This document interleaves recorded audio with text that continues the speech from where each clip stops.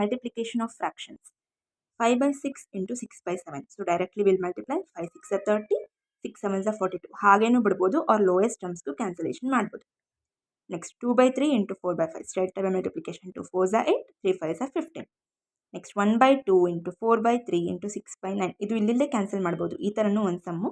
So 2 1s are 2 2s are 3 1s are 3 2s. So next multiply ಮಾಡಿದ್ರೆ 1 2s are 2 2 2s are 4. 1 1s are 1 1 9s are 9. So 4 by 9. This is multiplication of fractions. Division of fractions. 2 by 3 divided by 3 by 9. So 2 by 3ನ ಹಾಗೆ ಬರ್ಕೋಬೇಕು, divided by ಬದಲು into ಹಾಕೋಬೇಕು. 3 by 9ನ reciprocal ಅಂದರೆ ಉಲ್ಟಾ ಬರ್ಕೋಬೇಕು, 9 by 3. So multiply 2 9s are 18, 3 3s are 9. ಅದು cancel ಆದರೆ ವಾಪಸ್ cancellation ಮಾಡ್ಕೋಬೋದು. So 9 2s are 18, 9 1s are 9, 2 by 1.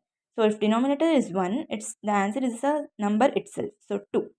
Next example, 5 by 6 divided by 10 by 12. 5 by 6 ಹಾಗೆ ಬರ್ಕೊಳ್ಳೋಣ, ಡಿವೈಡೆಡ್ ಬದಲು ಇಂಟು 10 by 12 ಬದಲು ಉಲ್ಟಾ 12 by 10. ಸೊ ಇಲ್ಲೇ ಕ್ಯಾನ್ಸಲ್ ಆಗುತ್ತೆ. 5 1s are 5, 5 2s are 10, 6 1s are 6, 6 2s are 12. So 2 by 2 ಬರುತ್ತೆ. 2 by 2 ಎರಡು number same ಇದ್ದರೆ 1 answer. So this is multiplication and division of fractions. Thank you.